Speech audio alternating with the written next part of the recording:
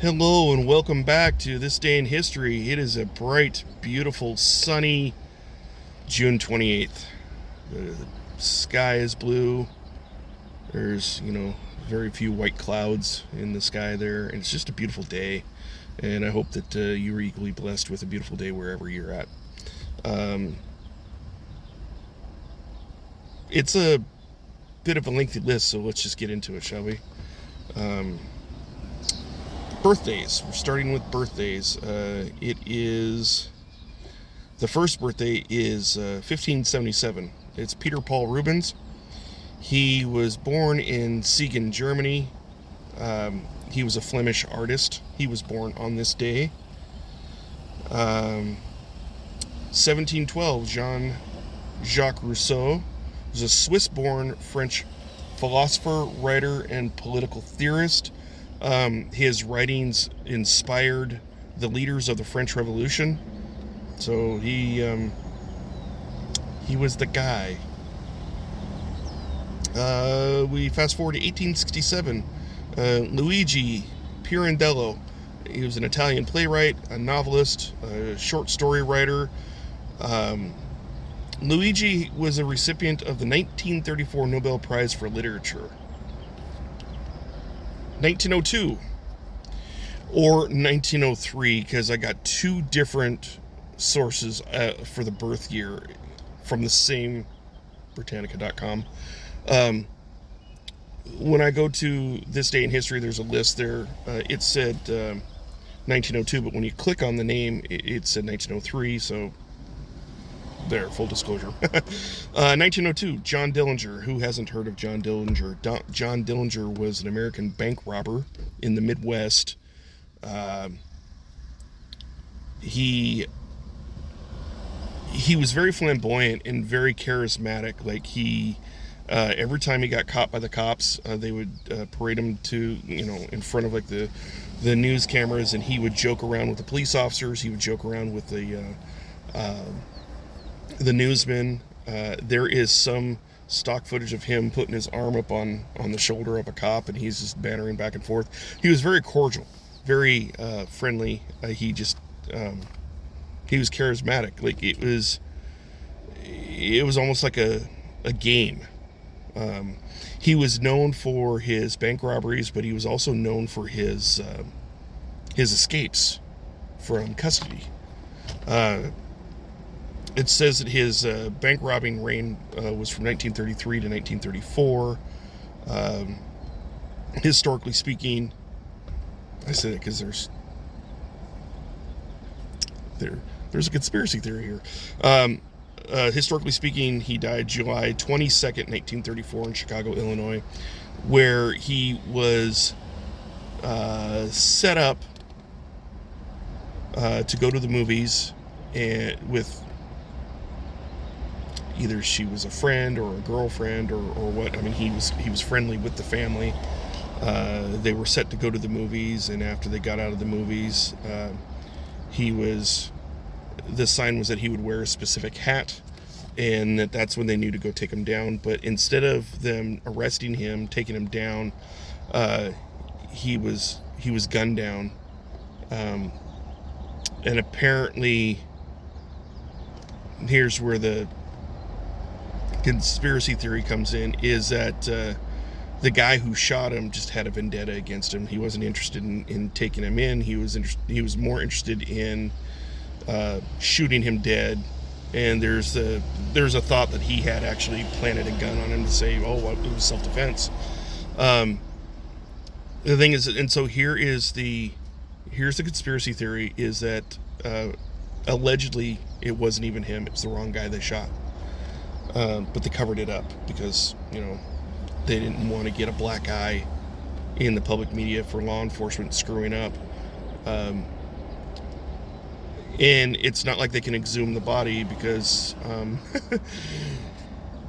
the body was buried and then it was covered in concrete, sealed in concrete, so they can't get to the body. So there is a conspiracy theory that John Dillinger actually lived well into the 60s, and he had a good laugh about,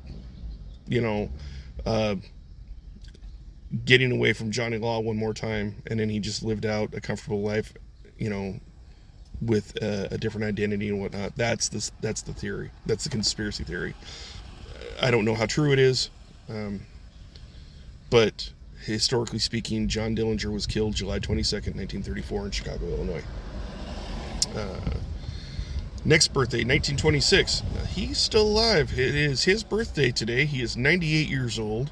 Mel Brooks. He's an American director, producer, screenwriter, actor, and he's funny. He is hilarious. A lot of the stuff he did, he's known for. He did Blazing Saddles. He did Spaceballs. He even had a cameo part in Men in Tights.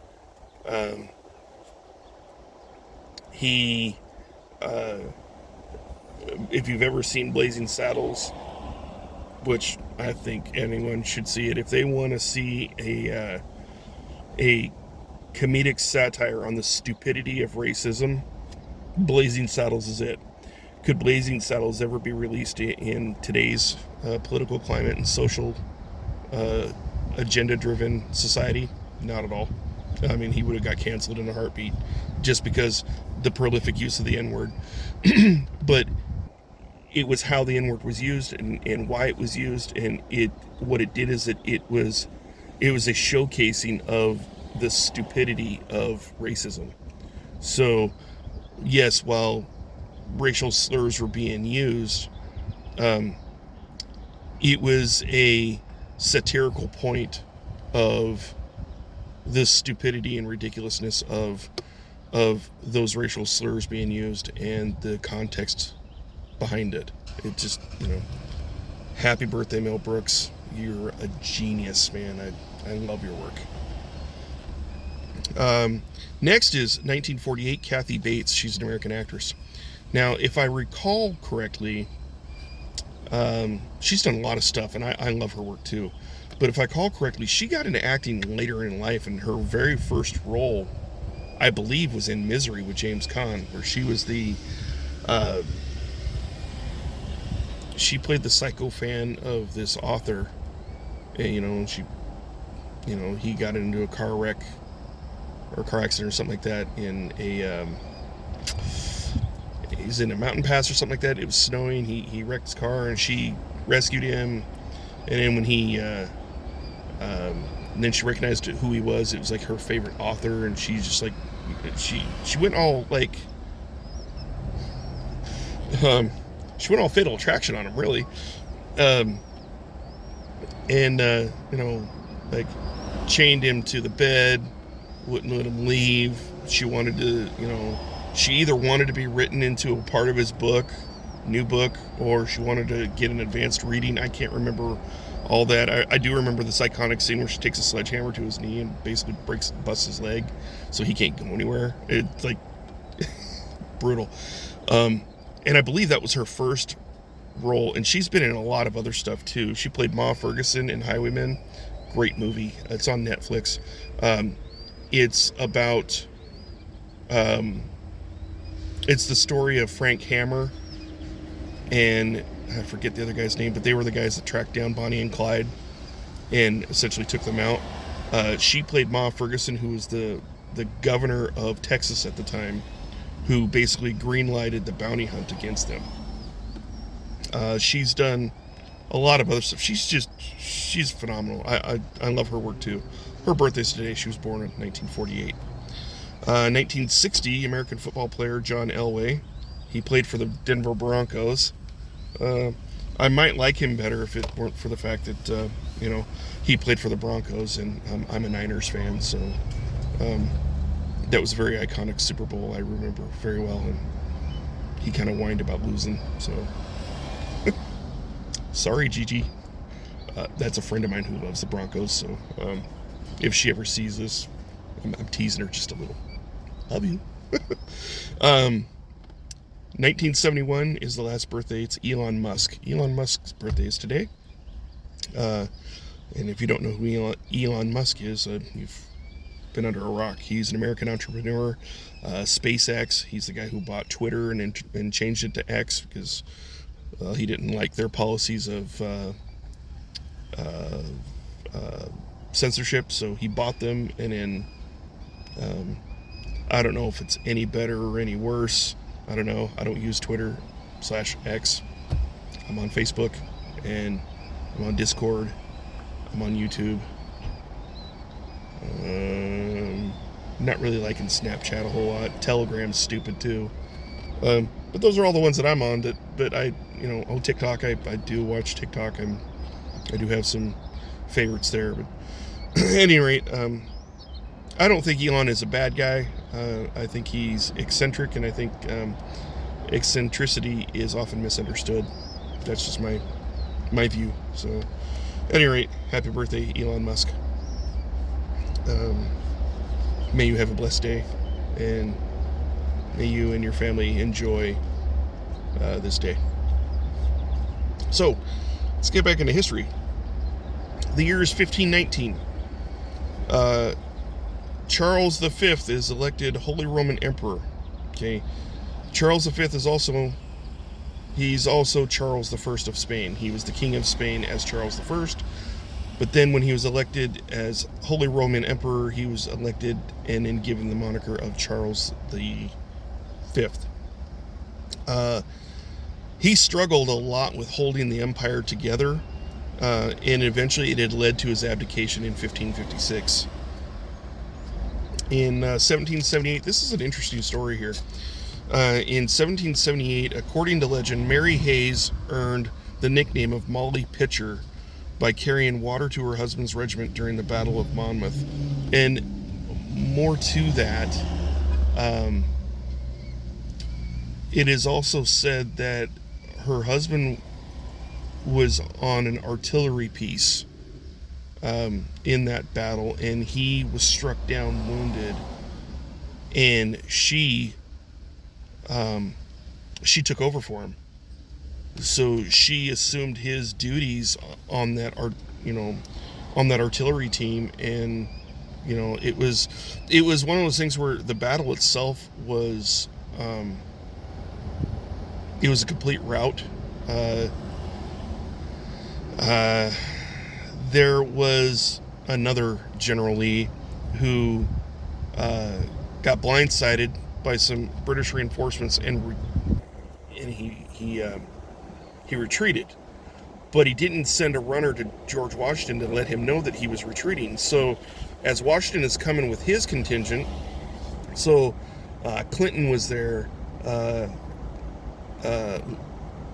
Lafayette was there, and Lee was there, and Cornwallis was there, and Washington was there. So they're all kind of like doing this rigmarole. And so as Washington's coming in with his contingent, he sees Lee's forces retreating, and he's pissed off. And so he rallies them all around, and he gets them back into the fight. Both sides declare this battle a victory, when really what had ended up happening is that they just clashed so hard, and they fought so hard that like they wore each other out, and then they both sides kind of like fell back to a better formidable position. Both sides claimed victory of this battle. In the aftermath of the battle, though, George Washington finds out about what Mary had done, and he gave her he made her a sergeant, Johnny on the spot. So I guess you could say it's a battlefield commission, but she wasn't a commissioned officer, but she was given the rank of sergeant for her duty. So that's pretty impressive. It's pretty cool. 1838, Victoria is crowned Queen of the United Kingdom of Great Britain and Ireland. 1880, Ned Kelly, who was Australia's most notorious bush ranger, he was arrested following a shootout with police. So it was on this day, he was arrested for the shootout, and later in that same year, he was hanged for his crime. 1889, Maria Mitchell, she was the first female astronomer in the United States. She died at the age of 70 on this day. Oh, I think wrong way. Sorry. Yeah, there was so much I had to fill almost a whole side of another page, too. On this day in 1894, Congress declares that the first Monday of September to be Labor Day, and it's a holiday that honors the American worker. So that was basically enacted on this day in 1894. 1919, it's on this day in 1919 that the Treaty of Versailles is signed in the Palace of Versailles, effectively ending, it officially puts an end to World War I. So the hostilities ceased at 11 a.m. local time there in France. It was at 11 a.m. on November 11th of 1918, excuse me. But the full-on treaty where everyone is on board, the treaty's signed, the reparations are negotiated, that's all handled the following June 28th, 1919 is when it's all settled. It's done. World War I is concluded and everyone goes home, if they hadn't already. 50 years later, I didn't realize, I guess that's my ignorance, and forgive me for that, but I didn't realize that gay rights activism had been around since the 60s. Like, I thought that was something that just, really kind of got its formidable foundations in the late 70s, but full on in the 80s. But apparently, in 1969, there was a series. Today marks the day when a series of violent confrontations between the NYPD and gay rights activists outside the Stonewall Inn, which is a New York gay bar, begins. And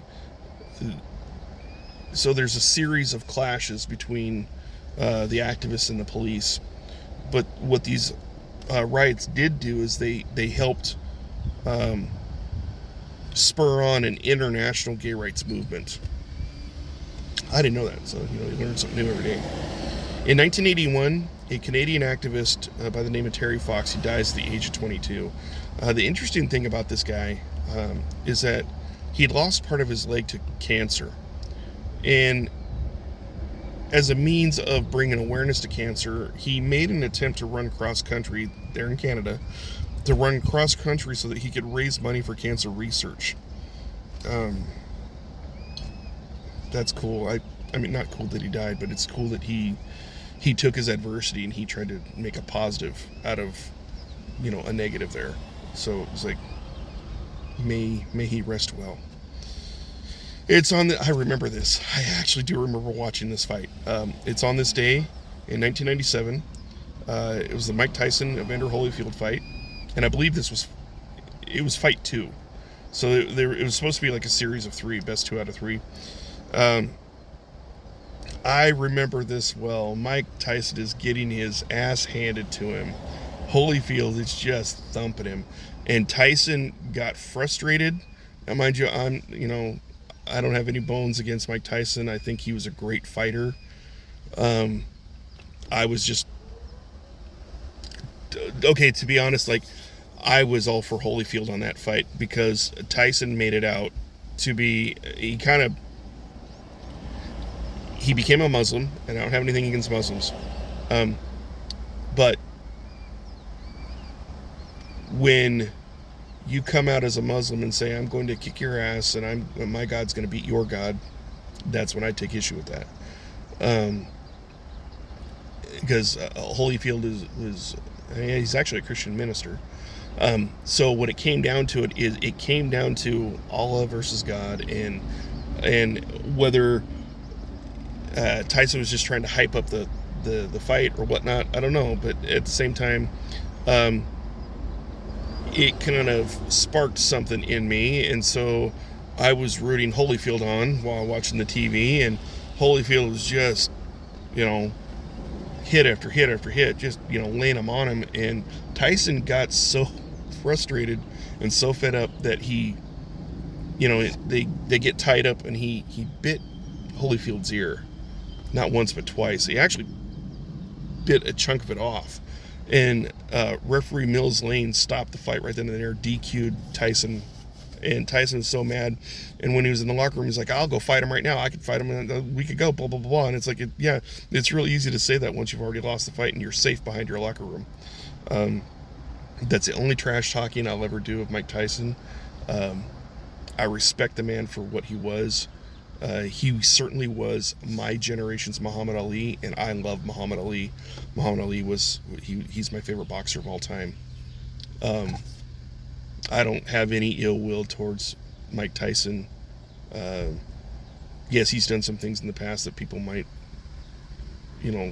think of him as a scumbag or whatever, but you know what? He did his prison time. He did his time, and as far as I'm concerned, let the man live his life in peace, and let the man, it made me try to live a redemptive life, and I'm all about redemption. So, at any rate, Tyson actually lost his boxing license for a time because of that incident, and for good reason. But, yeah. Holyfield lost part of his ear due to Mike Tyson biting him. So, needless to say, Holyfield won that round as well. And I do believe that Holyfield won the first fight. And so Tyson was just, he was frustrated from the get-go. And then, yeah. Moving right along. 2007, the American bald eagle, one of my favorite animals, one of my favorite wildlife animals here in the United States. I love bald eagles. They're one of my favorites, absolutely. So this brings me joy to report this. It's on this day in 2007 that the bald eagle was removed from the United States Endangered Threatened Species list. So their numbers are increasing, and they're thriving, and they're a magnificent bird. I love them. So 2009, it was on the same day of a national referendum, if the referendum passed, that would have allowed Honduran President Manuel Zelaya to run for re-election. However, he got ousted by the military. So it didn't really matter with the referendum, which way it would have gone. The military gave him the boot. I find that interesting. So here is, we just talked about World War I, so we're going to do it again here. Here's where it all started. It is on this day in 1914 of the assassination of Archduke Franz Ferdinand, and his consort Sophie, his wife. Archduke Ferdinand was the heir of the Austro-Hungarian Empire. He was assassinated by Gavrilo Princip. This was in Sarajevo, Bosnia. It precipitated the outbreak of World War I, and here's why. So the Austro-Hungarian Empire had the stance of, they were, and you got to remember that, you have to know, like I didn't know this, but the Austro-Hungarian Empire at the time occupied all of Austria, all of Hungary, what is now the Czech Republic, and part of Romania, and the northern part of the old Yugoslavia, which would be where Bosnia, Herzegovina. I was supposed to go there if I had been able to stay in the army. That was supposed to be my first duty, was to be sent to the peacekeeping mission there in Bosnia. Side note there. Didn't realize that's where all the shit started. So it's in Sarajevo. Because Archduke Ferdinand was actually the, what was it? He was in charge of like the military, I guess. So he was doing a military inspection, and that's why he was there. So the thing is, like, from what I've read on him, is like he was very friendly towards the Slavic people, and was very receptive to wanting to acknowledge their sovereignty, or acknowledge their, whatever it was. There was some clashing between, the Austro-Hungarian Empire society, and them looking down on the Slavs of Europe. And he was receptive to that. He was willing to. I think he was just basically waiting for his time to become the next. I don't know what their leadership role was. Emperor, I guess. Well, it's an empire, so he was waiting to be crowned the next emperor. And it's thought that once he was crowned emperor, that he was maybe going to give some independence to these other territories. I mean, that's the speculation. But instead, a lot of people thought that he was an enemy to the Slavic people, and so therefore he was targeted. It's been found out, years later, that Princip here was actually hired by third parties to assassinate the Archduke. Well, when you follow that money trail, that was Germany. So Germany wanted to expand. The Austro-Hungarian Empire really didn't have a standing army. They legitimately declared war on Yugoslavia because a Yugoslavian citizen had just murdered their heir apparent to the crown or to the throne there. So that's their right to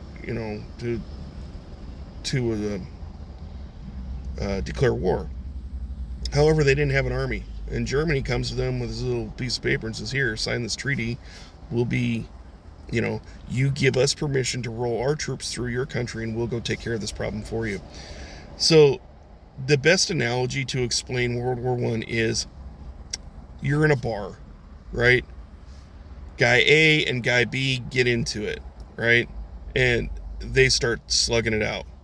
Well, guy C over here is defending guy A, and so he takes a pot shot at this guy. Well, guy D over here doesn't like that, so he takes a pot shot at guy C. And then another friend jumps in on that side, another friend jumps in on that side, and that's essentially World War I, all over the assassination of the Archduke Ferdinand, which didn't need to happen, because it sounded like he was going to be very sympathetic to the Slavic people and be very beneficial to them. So, but the man was paid, and because he was only 19 years old, he got 20 years in prison, but he ended up dying of tuberculosis in prison. He didn't get the death penalty or anything like that because that's what their local laws required. He tried to kill himself. He tried to do like a murder-suicide thing, but the crowds jumped on him and stopped him from doing that. So this is a long video, sorry. But that's this day in history. And if you're interested, do look up Archduke Ferdinand, and look up the Austro-Hungarian Empire, and look up Gavrilo Princip, Princip, Gavrilo, Gavrilo. It's some interesting stuff there. There was a docudrama on Netflix that I saw a couple years back that they basically went into the detail of the murder investigation, and the murder investigation actually followed a money trail that went back to Germany, but they had to keep it hush hush because Germany and the Austro-Hungarian Empire had just signed this treaty pact, and so like they the higher powers that be kind of told the investigator to sweep it under the rug. So that's politics for you. It makes you think that the more things change, the more they just stay the same, and that same kind of crap happens to this day. 110 years after the fact. So there you go. This has been This Day in History. Thanks for tuning in, and have a blessed day. Take care. We'll do it again tomorrow for June 29th. All right. Be blessed. See ya. Bye.